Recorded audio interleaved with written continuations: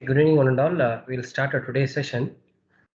So, last class we have been discussing about the DES function, right? That is, we started our discussion on basic structure of DES algorithm. Then we came across how each and every round, that is FSL round, looks like.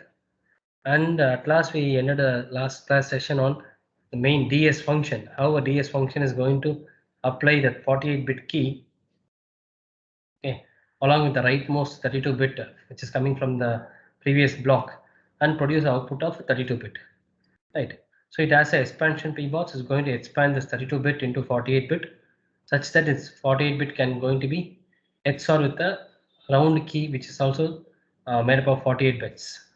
And at last we concluded with how these 48 bits are going to be split among 8 SBOTs, which is 6 cross 4 SBOTs, 6 input pins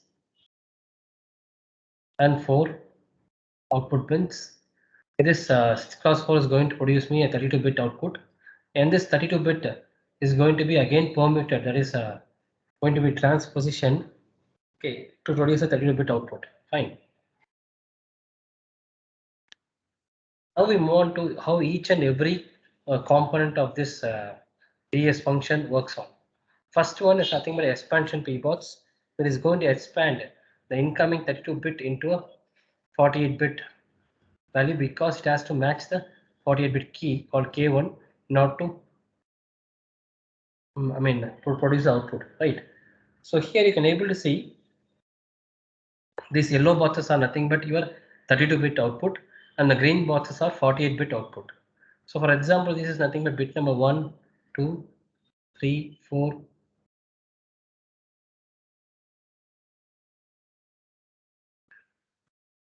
and goes on, and this one will be a 32nd bit, 31 and so on, right? So here this one is going to produce me output. How in the sense we'll take this part. So you can able to see the 5, 6, 7, 8 have been directly brought down, whereas this one, the first bit of the second block is obtained from the last bit from the previous block, and this one ninth bit is also repeated here. So here I'll be getting 4, 5, 6, 7, 8, 9. But in this case, you can able to see in this 1, 2, 3, 4.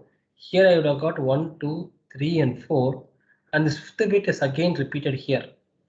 Okay, as well as here if you see, and here is I think the 32nd bit from the last, and here you're getting 9, 10, 11, 12, and 13 is from this previous, the next one block, and here 8 is obtained from here. So in this you can able to see clearly, that is you can, this 4 and 5 is repeated, 8 and 9 is repeated, okay, and so on. So like this there is a repetition of bits, that is your this last and the first one of each and every blocks are repeated. The first and last bit have been repeated, okay, to get this converting this 32-bit into 48-bit output. So if you want to see how the lookup table will look like for this expansion P box, this is how it will look like. That is, I'll be having my one, like how we have the expansion P box table. That is the bits which are going to be repeated. This is a 48-bit expansion P box. So 32nd pin is taken as an input and even as output at the first pin here. The 1 comes in second position, 2, 3, 4, and 5. And again this 4 and 5 is repeated here, right, and so on. And this is how your expansion P box works.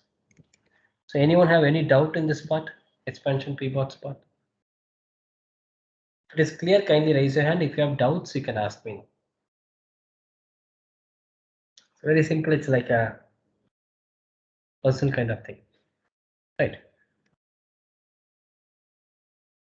Now we move on to next part, that is XOR operation. So I hope everyone knows how this XOR operation works, right? So it's nothing but we are already converted the incoming 32-bit into 48-bit, which is going to be XORed with the 48-bit round key. We'll see how this round key is generated in the upcoming slides. Okay, so this 48 bits are obtained and it's going to be simply XOR, and we are going to get the 48-bit output from this XOR operation. So next one comes the SBOTs. So where the real mixing is going to happen, because we are going to perform a substitution cipher with respect to SBOTs. So we are by introducing the confusion property. And we already saw that SBOTs are made up of 6-bit input and 4-bit output. So totally 8 SBOTs are here. These are nothing but the input pins and output pins are shown here. Right, so whenever I'm giving a 6-bit input, I'm going to produce me, it is going to produce me a 4-bit output. Right. So how this 6-bit is going to be converted into 4-bit? So the incoming 6-bit, the first and the last bit are taken and it is going to be converted into a decimal value, and accordingly the row number is going to be chosen, whether the row is 0th row or 1, 2 and 3, because if you take the last 2 bits, the expected combination is either 0, 0, 0, 1, 1, 0 or 1, 1. So accordingly we can able to map them with respective rows. And if you take the middle 4 bits, that is from 2, 3, 4 and 5, and if you convert them into decimal, I'll be getting a range from 0 to 15. Accordingly I can able to choose the value in the table with respect to row and column, and that particular value will be again converted into binary, so that the 6-bit binary is going to be replaced with a 4-bit binary output. And this is one of the example of SBOTs. Totally we have 8 SBOTs like this. This is one sample I shown one of the SBOTs, that is SBOTs 1 is shown here. Like this we have 8 SBOTs, we can able to see them in the textbook. Okay. In our Ferozon book we will be finding all the 8 SBOTs. Right. So we'll see an example how this thing exactly works. Right here they're asking you to find what will be the output of SBOTs 1 if it is having input as 1000111. So according to the SBOTs rule, how it is going to be converted in sense, I'm going to take the first and the last bit, which comes to 1 and 1, which convert them into binary, I'm getting 3. Okay. So I'll be choosing the third row here. And if you check the middle one, 0001, if I convert them into a decimal value, can you tell what is the decimal value I'll be getting? 0001. If I convert them into binary.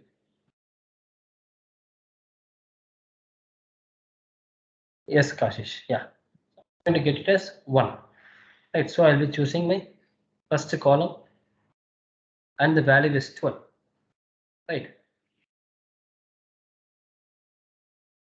12, if I convert them into 4-bit binary, I'll be getting as 1100. So like this, the 6-bit input.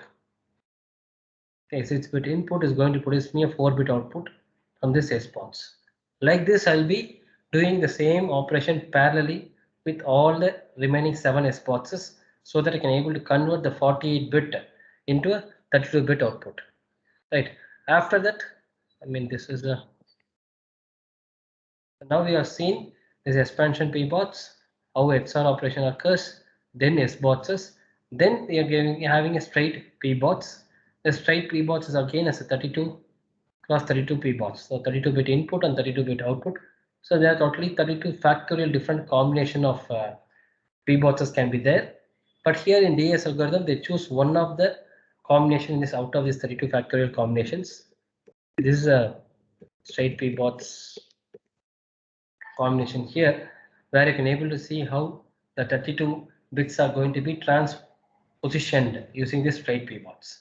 And the final output To the last slide once. is this one you're asking? Sir, after getting 12, what do we do in the next step? Okay, once you get that value of 12, you convert them into binary. If you convert 12 into binary, I'll be getting 1100, right? Yes, sir. So like this, you can see now you are given input of 6 bits here. This is 6-bit input and this is a 4-bit output. Because each and every SBOT is going to convert 6-bit input. Here we are getting 6 bits of input and it's going to give me a 4-bit output. I'm just showing how the 6-bit is going to convert into 4-bit. Is it clear? Yes, sir. Yeah. After this, we are going to have a straight permutation bots, which is going to change the positions of these 32-bit. Right. So any of you have any doubt in this DS function so far? If it is clear, raise your hand. If you have any doubts, you can ask, so that I'll move on to next one. Excuse me, sir. Yeah, yes. So, sir, which S box will be looking as the will be taking as the lookup table? How do we know that? Like You are asking from there are 8 examination point of different view, S or? boxes you said, right? Yes, yes. So in like if the question is like 1000111, so in this case, which S box? Oh, okay, it's mentioned S box. Yes, Okay. yeah. Okay. Sorry, actually this font look like a L kind of thing. So it's extra SBots one. Okay, Like sir. this, we'll be providing which SBots. Like totally 8 SBots are there. You can able to see rest of the SBots in our textbook. Okay. Okay. So for exam, we'll have to bring all them like in the written format, right? Even if you have printout format, also no issues. Mostly as of now, all the informations are there. Only this SBots alone. Otherwise, what I will do is I will just share the SBots, 8 SBots in the Teams. Is it okay? Yes, sir. I should have what I thought in the sense, because this is only for a sample, so I just put only one SBots here. Remaining totally 8 SBots. If I will just share them. Okay. Apart from this, all the informations are there in the slides itself, most of the thing. And this is for your CAT 2 period, so don't worry. Okay. So I'll be sharing rest of the SBots. Fine. So now we move on to the cipher and reverse cipher. I mean, to be specifically speaking, encryption part and decryption part. So these have we have mixers. Mixers are nothing but our XOR operation. Then we have swappers. Then we have 16 rounds. Right. There are two approaches DS people gave. That is first approach. This is the first approach. That is, you have your initial permutation. Then you are entering the first QSL round. You're having a swapper. Round 1, round 2, round 15. And here you can able to see for round 16, there is no swapper at all. Right. And if you see from here, decryption point of view from bottom to top, at the last part, here there's no swapper because here the 16th round doesn't have the swapper operation. This is one approach they proposed. The second approach is nothing but you can able to introduce your swappers in the 16th round also. So all the 16 rounds will have one swapper, as well as your 16th round also will have an extra swapper, which will be again used at the receiver end, that is a decryption part, so that both the swappers will cancel each other. So this is a two different approach. DS people gave option for the users, that is whether you can go with the swapper in the final round or not. Right. Now we move on to the next part, that is a key generation in DS algorithm. We already saw that we'll be producing different round keys using a round key generator, and we'll be producing 16 48-bit round keys, which is going to be generated from a 56-bit cipher key. Right. So how this key generation is going to happen? Okay, this is the entire process of a key generation. Here you can able to see we are speaking about a 56-bit cipher key. But this 56-bit cipher key itself produced from a 64-bit value, like how we have 64-bit size for plain text as well as in cipher text blocks. Similarly, your cipher keys are going to be produced from a 64-bit value, and this is called as key with parity bit. So can anyone tell what do you mean by parity bit? Does anyone have any knowledge about parity bits or heard of what is parity bit? There are many applications we can able to use a parity bit. Can anyone specifically say people who studied information theory and coding, wireless mobile communication? Those people will definitely know what you meant parity bit. Any idea?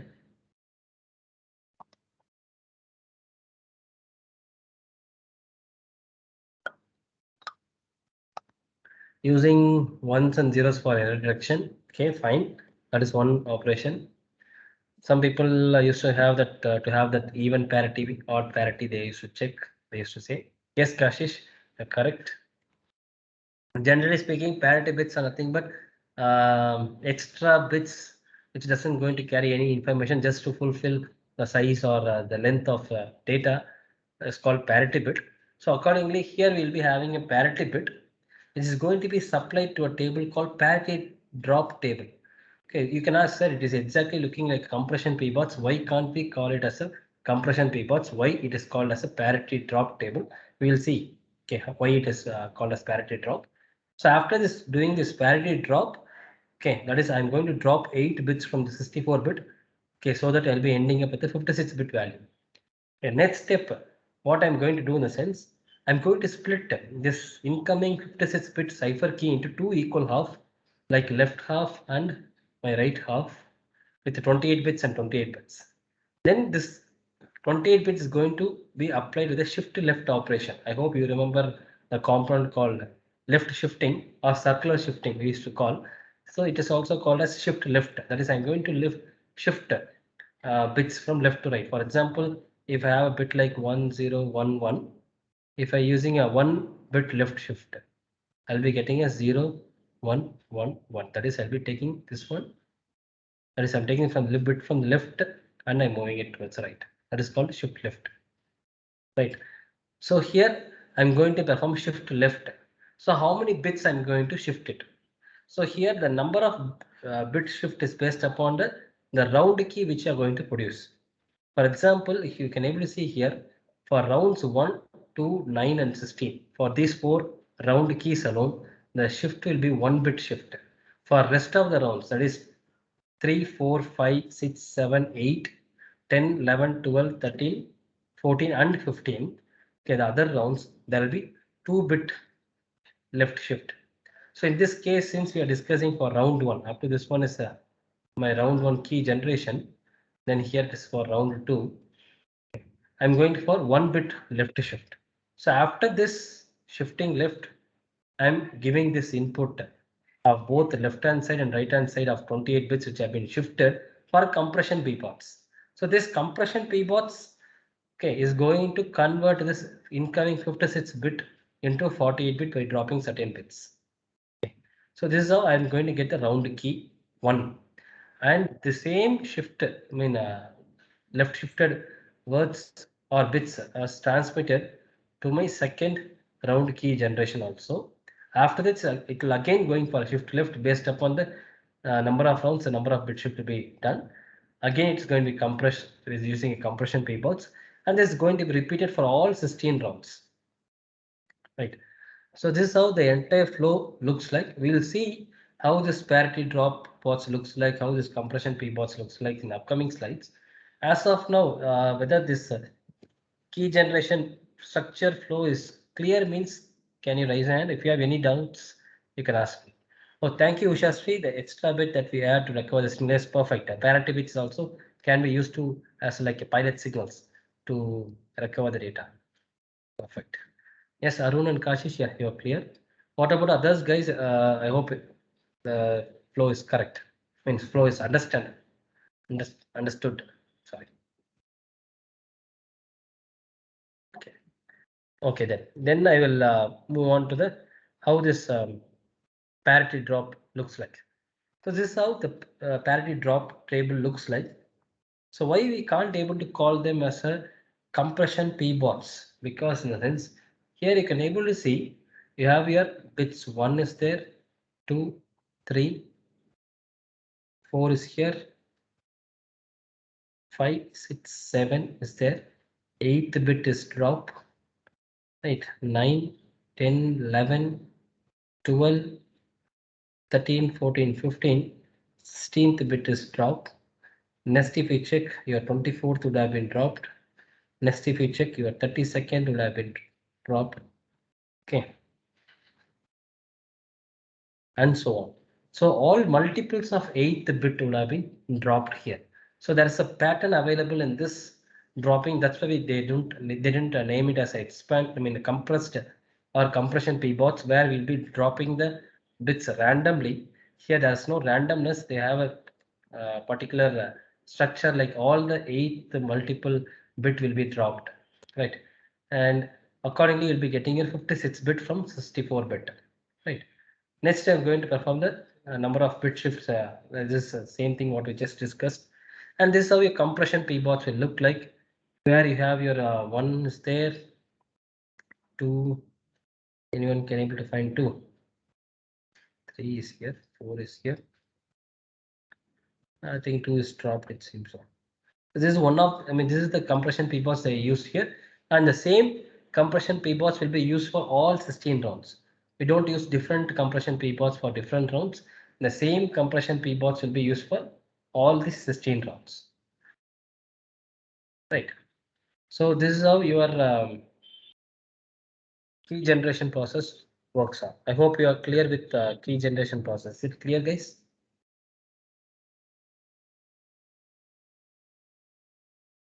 This is an example here. Let it be a homework. This is, I want you people to try. Don't worry, in examination, I won't ask you to do the entire key generation process or entire encryption process. It's not at all possible. Even if I give 1 day of time, it will take more time for you people. Because here you can able to see, this is a plain text they have, which is a 64-bit block, and a key with the parity bit, again 64-bit, and this is the output which you got from this operation. So here you can able to see that you have the plain text. This is after your initial permutation. So in examination, I may ask, find the initial permutation value of this plain text, given plain text. This itself will go for 10 marks. Just initial permutation alone. Suppose if I give you the output of initial permutation, I may ask you by giving you the round key. I would have given you the round key. Yeah, I may ask you any one of the output of my round 1 or the output of my function alone. What will be the output of a function alone?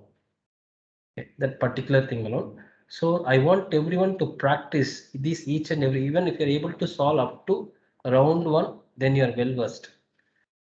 I have the values here. I hope everyone know how to do initial permutation, right? And I mean, from this one, I want everyone to convert them into binary value. Okay, then you can able to drop them. Okay, then you can go for shift left. Then if you compress using the compression pbots, those bits dropped, and if you convert them into hexa value, you'll be getting this round key, first round key, right? Accordingly, you can able to see this after swapping. After round 1, you'll be having a swapping. You can able to see all the right hand side part will be the left hand side value of the next round. Only this part will be keep on changing, right? Similarly, can able to see up to last round, but here since they are using our conventional first approach, there is no swapper in the 16th round. I simply combine them. Okay, after the output of my round 16, then they apply their final permutation to get the ciphertext value like this. Right, I want everyone to try this one in your home and let me know what are places where people face difficulties after cat 1. As of now, we prepare for cat 1. After cat 1, you can give a try for this one. And for your understanding, I just added the decryption part. Don't worry, in examination, I won't ask for the decryption part. Right. Yeah. Now we move on to the cryptanalysis of DES algorithm. Okay, what are the strength where we can able to, I mean, say that DES algorithm is more robust to attacks. Okay, then we'll see certain properties of DES algorithm. What are the design criteria which have been considered during the design of DES algorithm? Later, how they found the weaknesses of this DES algorithm, which led to our next algorithm called AES algorithm.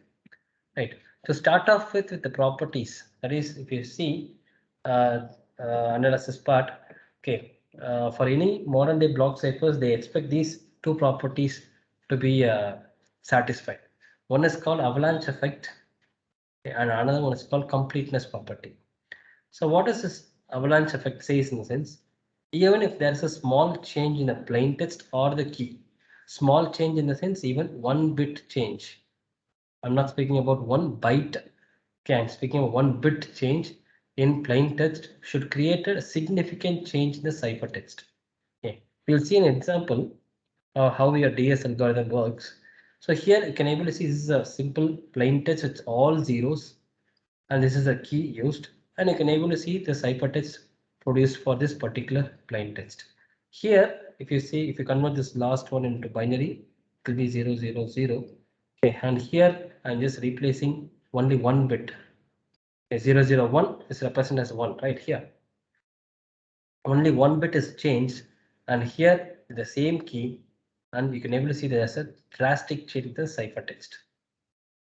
Right, though you can able to see that this D is same. Yes, D is same. Right, and say anywhere you can able to see any similarities somewhere. Okay, so you can able to call, but there's a drastic change even if there's a 1 bit change. That is approximately you can able to see there are 29 bit difference between these two different ciphertext. And if you make a 1.5% change in the plain text, your ciphertext is going to be varying 45% approximately. And here they show the number of bit differences. Okay, for the above example, for each and every round. For first round, we found only 1 bit difference, and it goes on, the bit difference increases. Even you can able to see a 6th round, I have 33 bit difference, and in 10th round, I have 39 bit difference. And at the end of 16th round, I'm having 29 bit difference.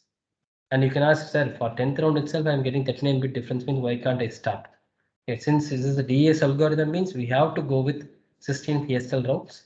So obviously after the completion of 16 rounds and the final permutation, okay, I'm getting a 29 bit difference, which obviously it's a 45% difference in the entire ciphertext, which is out of 64 bit, 29 bit is totally different, means it's a good effect. Okay, so this says as DES algorithm is satisfying the avalanche effect.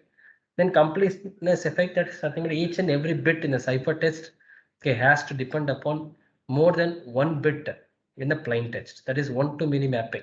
We already saw this part in our FSL cipher, or in the product cipher description itself. We just saw how we have 1-to-many mapping. Right, there we just saw 1-to-many mapping with respect to plain text to ciphertext. The same thing occurs when you are going to map with a ciphertext to plain text also. Right, this is what they're saying, it's a completeness effect, and DES algorithm to do it because it is a PSL cipher. It's using PSL cipher rounds, so obviously it's going to satisfy this completeness effect. Right. Is it clear, guys, regarding this? I mean, these two properties. If it is clear, kindly raise your hand.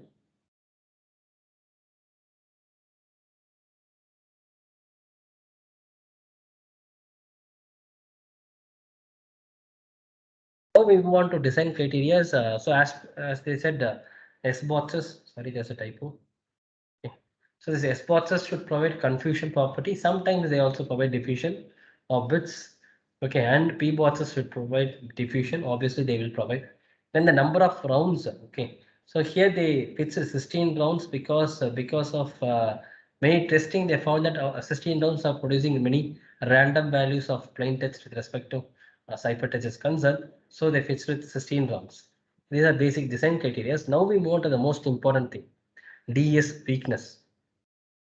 Because of this weakness, once got exposed only, they started looking towards the next level of encryption standard. So what are the weakness they found in sense?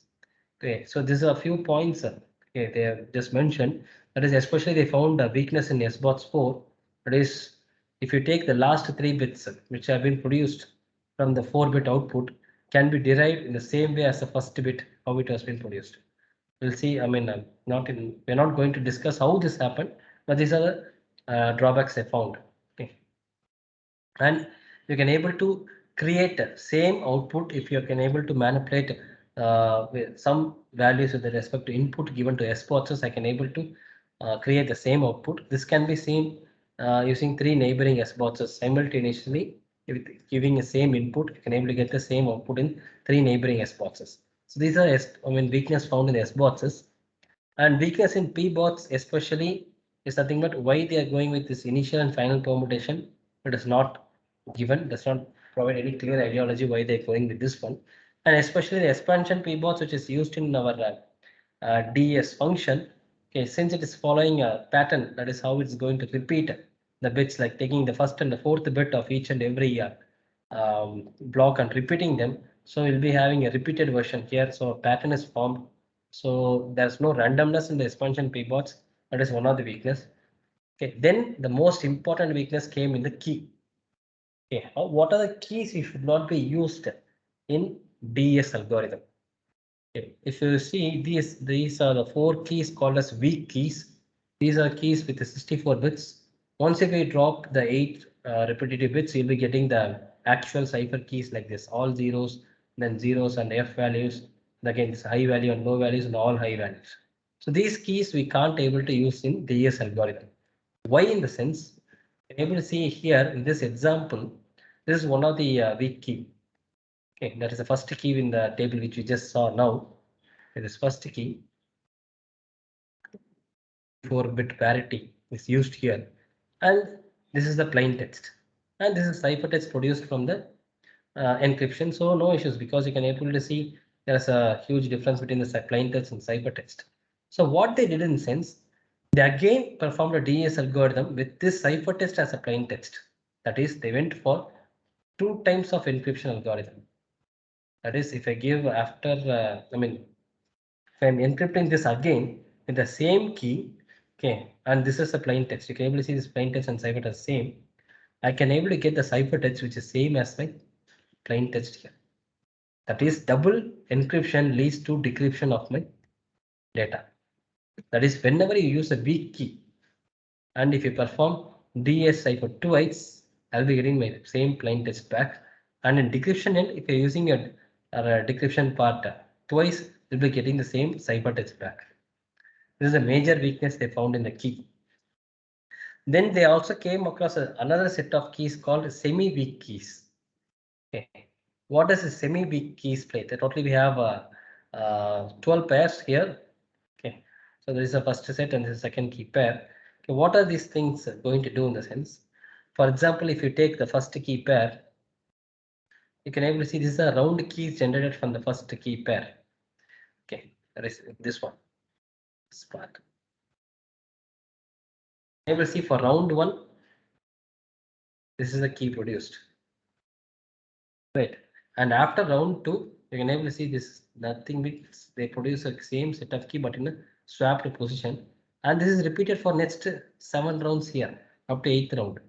Then it is again swapped up to next 7 rounds. Then it again came back to again swapped version. There is no difference in the key produced here. All the rounds are getting the same keys but only with a different swapping position for left and right directions. So these things are produced with these set of semi-weak keys. Okay. So they also said that we can't able to use these semi-weak keys also in the DES algorithm. So this led to the next algorithm called advanced encryption standard because they had issues regarding your PBOTs, SBOTs, and your key usage also. That is, we can't able to use certain set of keys. Is it clear, guys, regarding the analysis of this DES algorithm? Okay. Okay, thank you, Kashish. What about others, guys, if you have any doubts? Okay, then, so with this, we will wrap up today's session. Okay, so that we will start our AES algorithm in next class, that is tomorrow. So anyone have any doubt